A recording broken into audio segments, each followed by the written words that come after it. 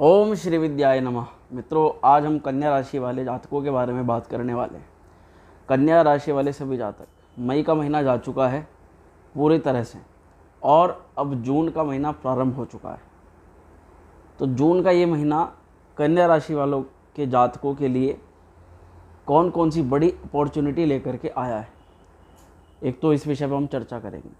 दूसरा यह है कि आज की वीडियो में हमने 12 घटनाएं सेलेक्ट करी, यानी कि जून के महीने में कन्या राशि के जीवन में 12 ऐसी घटनाएं हैं जिनमें काफ़ी तो लाभप्रद हैं। बहुत ज़्यादा घटनाएं इस प्रकार की हैं जो आपको बहुत बड़े लाभ दे सकती है। साथ में कुछ हल्की फुल्की सावधानियां हैं जो आपको इस महीने रखनी चाहिए कन्या राशि वालों को। सबसे ज़्यादा तो इसमें महत्वपूर्ण हो जाता है सूर्य का गोचर, और हमारा बुध महाराज का गोचर भी बहुत ज़्यादा इम्पोर्टेंट हो जाता है। और सबसे ज़्यादा जो निगाहें शनि के वक्री होने पर टिकी हुई हैं, तो कन्या राशि वालों के लिए शनि किन कार्यों में अपनी रफ्तार धीमी कर सकते हैं, इनके बारे में विस्तार पूर्वक चर्चा होगी। तो मित्रों, लास्ट तक बने रहें हमारी वीडियो में। और सबसे पहले आप सभी से अनुरोध आग्रह है, कुछ भी समझ लीजिए, जो भी जातक माँ श्री विद्या त्रिपुरा सुंदरी शक्तिपीठ SVTSS यूट्यूब चैनल पर पहली बार आए हैं या पहले आते हैं तो आप चैनल को सब्सक्राइब जरूर कर लीजिए करें। इससे मंदिर को भी सपोर्ट लगता है और आपको भी जो है अपनी राशि से संबंधित महत्वपूर्ण जानकारी प्राप्त होती है। साथ में जो भी जातक अपने किसी भी प्रकार की समस्या से ग्रस्त हैं तो मुझसे परामर्श करने के लिए, सीधा परामर्श करने के लिए आप नीचे दिए गए व्हाट्सएप नंबर पर कॉल या व्हाट्सएप मैसेज कर सकते हैं। अब आते हैं अपनी मुख्य वार्तालाप पर कि कन्या राशि वालों के लिए कैसा रहने वाला है जून का महीना। मंथली हॉरोस्कोप मासिक राशिफल आज की वीडियो में हम आपको बताने वाले हैं। सबसे पहले ये जानते हैं कि कौन कौन से बड़े ग्रह जून के महीने में राशि परिवर्तन कर रहे हैं या अपनी चाल में बदलाव कर रहे हैं। सबसे पहले सूर्य महाराज, या उससे भी पहले देखें तो बुध महाराज लगभग 7 जून को सबसे पहले वृषभ राशि में आएंगे और ठीक 24 जून को ये मिथुन राशि में, पहले आपके भाग्य के घर में आएंगे बुध और उसके बाद में आपके करियर के घर में आ जाएंगे, जो दोनों के दोनों ही, एक वृष राशि के ऊपर एक बुध की जो खुद की राशि है। तो सबसे ज़्यादा इंपॉर्टेंट और हालांकि आपको जब बुध का गोचर होगा तब भी विस्तार से आपको बताया जाएगा, परंतु यहाँ पर भी जो बुध महाराज की जो स्थिति है वह है आपके भाग्य से निकल कर जब आपके करियर में आएंगे तो एक बहुत अच्छी अपॉर्चुनिटी नौकरी वालों के लिए, जॉब वालों के लिए, या कहते हैं कि जॉब वैकेंसीज इस समय कन्या राशि वालों के लिए ज़बरदस्त तरीके से निकलने वाली है, क्योंकि जॉब वैकेंसीज निकालने का काम इस समय बुध महाराज करेंगे। तो अगर आप जॉब सर्चिंग में हैं तो इस अपॉर्चुनिटी को आप बिल्कुल भी मत छोड़िएगा, क्योंकि ये आपका एक ऐसा टर्म होगा इस समय, अगर आप कोई नौकरी प्राप्त करना चाहते हैं तो इस समय अवधि में आपकी नौकरी भी लग सकती है और एक अच्छी नौकरी लग सकती है, एक स्टेबिलिटी वाली नौकरी आपकी लग सकती है। तो एक तो बुध महाराज की स्थिति बहुत शुभ है। साथ में सूर्य की स्थिति देखें तो 15 जून को ये मिथुन राशि में आ जाएंगे। मिथुन का मतलब है ये भी आपके करियर के घर में आ जाएंगे। और सूर्य क्या कराते हैं? सूर्य कराते हैं प्रगति, प्रोग्रेस, और एक अधिकारियों से एक बॉन्डशिप, एक रिलेशनशिप बनाते हैं। दशम भाव में जब सूर्य महाराज आते हैं तो व्यापारिक दृष्टिकोण से भी और करियर के दृष्टिकोण से भी सूर्य और बुध के दोनों के गोचर बड़े ही शानदार होने जा रहे हैं। ध्यान कहाँ रखने वाली बात, एक तो शनि का वक्री होना, शनि जो है आपके 6ठे घर में वक्री हो जाएंगे। तो यहाँ पर हम थोड़ा कह सकते हैं कि आपको अपने शत्रुओं से थोड़ा सा बच करके रहने की आवश्यकता पड़ेगी। और साथ में ही यदि कोई लोन है, कोई ऋण है, तो इस अवधि में शनि की वक्री अवस्था में किसी प्रकार का लोन या ऋण इत्यादि ना ही तो लेना है ना ही देना है। दोनों ही काम आपको बड़ी सतर्कता से साथ में करने हैं। हालांकि शनि की तीसरी दृष्टि अपने अष्टम भाव पर पड़ी हुई है और 12वें घर से ये आपकी जो सप्तम दृष्टि से 12वें घर को भी देख रहे हैं। तो शनि का 12वें घर को देखना कहीं ना कहीं विदेश से अपॉर्चुनिटी दिलवाता है या बाहरी कहीं भी गतिविधियों से लाभ दिलवाता है, यात्राओं से लाभ कराता है। शनि महाराज की स्थिति दूरगामी यात्राओं से बहुत ज़्यादा लाभप्रद व्यक्ति को सिद्ध कराती है। अब आते हैं मुख्य रूप से अपनी घटनाओं पर कि और क्या क्या यहाँ पे घटना होने वाली है। शनि, हमने तीनों ही लगभग ग्रहों के ऊपर थोड़ी सी बात करी कि सूर्य क्या करा सकते हैं, बुध क्या करा सकते हैं, शनि क्या करा सकते हैं। अब आते हैं अपने मुख्य टॉपिक पर कि घटनाएँ क्या हैं, क्या क्या आपको लाभ इस समय मिल सकते हैं या क्या क्या इस जून के महीने में दिखाई दे रहा है आपके लिए, कन्या राशि वालों के लिए।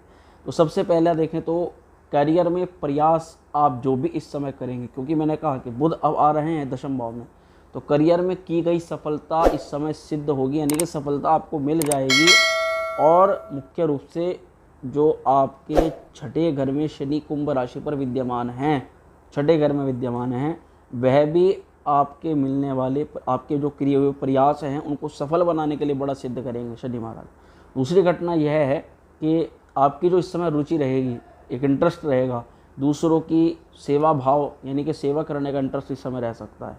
दूसरों की भलाई की इच्छा आपके मन में रहेगी, या हमारे साथ साथ कोई हमारा चाहने वाला या कोई ऐसा व्यक्ति जिसको आप मन से कह रहे हैं, आप मन से चाहते हो कि इस व्यक्ति का आपको भला करना है, तो एक ये सेवा भाव आपका जरूर रह सकता है। ये उसके कारण भी शनि महाराज ही हैं।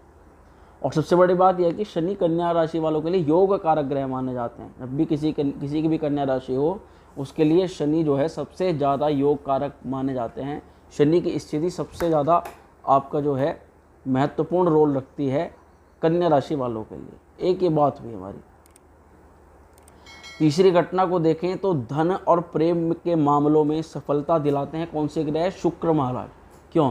क्योंकि शुक्र की स्थिति, शुक्र भी आपके लिए योग कारक ग्रह माने जाते हैं। मुख्य रूप से 3 योग कारक कन्या राशि वालों के लिए, बुध, शनि और साथ में शुक्र महाराज। तो शुक्र की जो स्थिति है वह लाभ स्थान में रहने वाली है कर्क राशि के ऊपर।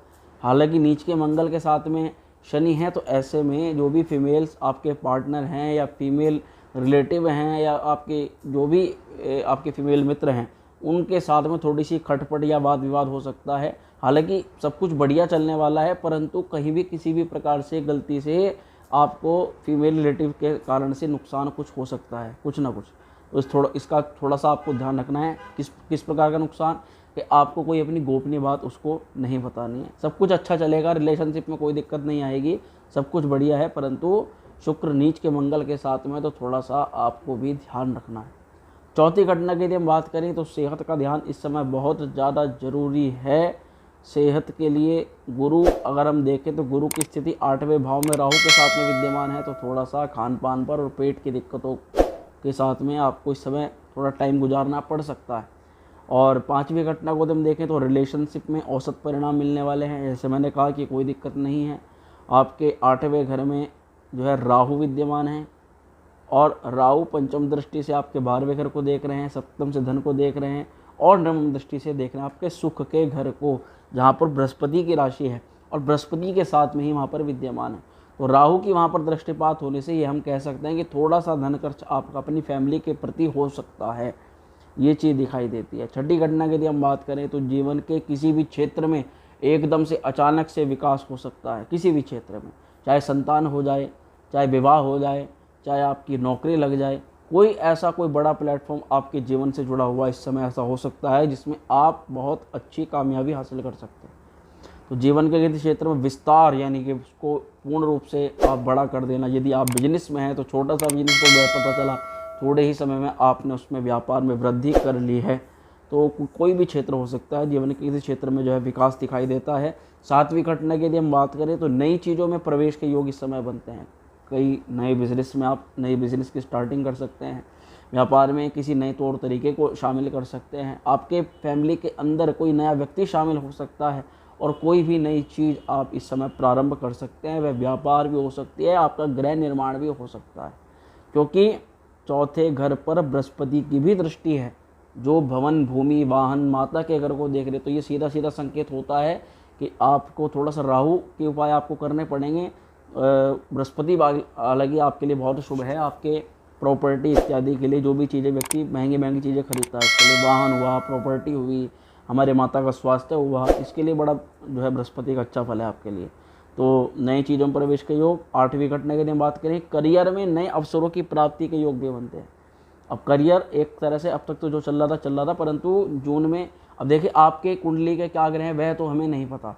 कुंडली के जो ग्रहों का फल होता है उसको तो विस्तार से कुंडली एनालाइज करने के बाद ही पता लगता है, परंतु ग्रह गोचर अपना कार्य करते हैं।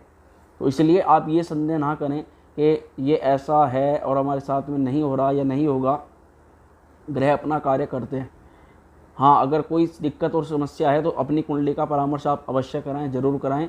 उससे ये पता लग जाता है कि कहीं किसी आपके त्रिकोण भाव के ग्रह कमज़ोर तो नहीं हैं, ग्रहों में बलाबल है या नहीं है, तो कितना बलाबल है, किस ग्रह की दशा है, किस ग्रह का प्रकोप है, ये सब उसमें पता लग जाता है।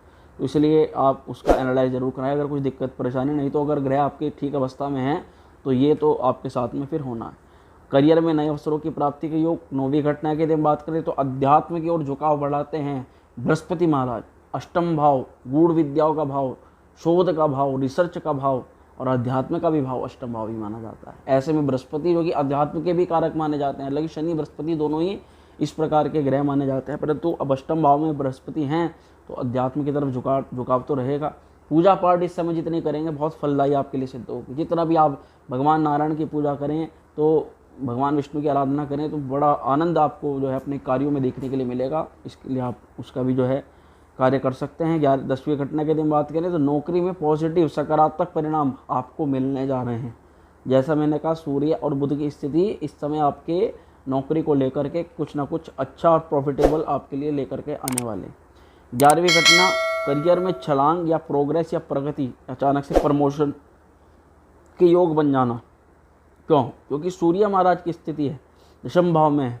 सूर्य सीधा आपके चौथे घर को भी देख रहे हैं और सूर्य आपके 12वें घर के मालिक हैं, यानी कि बाहर से कहीं से किसी अपॉर्चुनिटी का मिलना।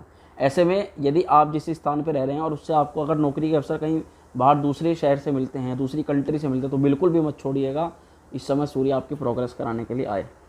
12वीं घटना की यदि बात करें तो महीने का अंतिम भाग सबसे ज़्यादा लाभकारी इस समय राशिफल के अनुसार सिद्ध हो सकता है। लास्ट का समय, क्योंकि 15 जून में मिथुन में आएंगे सूर्य और 24 जून को बुध में आ जाएंगे और शनि खैर 17 जून को वक्री होने जा रहे हैं। तो शनि के लिए आपको पीपल वृक्ष की जड़ के पास में सरसों के तेल का दीपक जरूर जलाना। अब बात करते हैं उपाय की कि इस समय अवधि के लिए क्या उपाय आपको करने हैं। तो 15 जून जैसे हमने बताया, उपाय के लिए आपको 3 मुख्य रूप से उपाय करने हैं। एक तो मैंने आपको बता दिया शनि महाराज का, और इसके बाद में 41 बार आपको ओम राहवे नमः प्रतिदिन जाप करना है, प्रतिदिन डेली, बिल्कुल नहीं छोड़ना है। और इसके अलावा माँ दुर्गा की पूजा करनी है। इससे आपका जो धन भाव में केतु है, थोड़ा धन जो है सेविंग करने में जो दिक्कत कर सकता है या कर रहा है, उसके लिए माँ दुर्गा की पूजा की आराधना इस समय आपको विशेष फल देगी। और इसके अलावा रोज़ आपको ओम बुधाय नमः मंत्र का 14 बार जाप करना। ये ऐसे उपाय हैं कि यही इस समय बनते हैं और आपको बहुत ज़्यादा लाभ पहुंचा सकते हैं। तो मित्रों, वीडियो आपको कैसी लगी कमेंट के माध्यम से हमें ज़रूर बताएं। वीडियो अच्छी लगे तो उसको लाइक शेयर करें और माँ श्री विद्या त्रिपुरा सुंदरी मंदिर से जुड़े माता की कृपा को आप प्राप्त करें। माँ श्री विद्या आप सभी का कल्याण करेगी, ऐसी हमारी मनोकामना। ओम श्री विद्याय नमः।